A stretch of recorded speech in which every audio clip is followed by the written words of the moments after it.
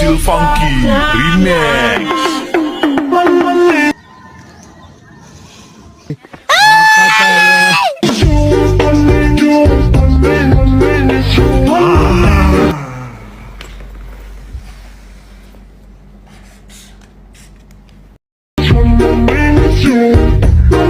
Ito ang tinatawag na snake dragon, kung saan ang isang paa niya ay isa lang ang nakatukod at nakagagat ang kanyang mga.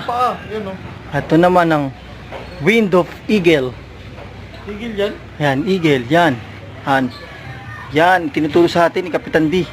Ito ng hammer punch.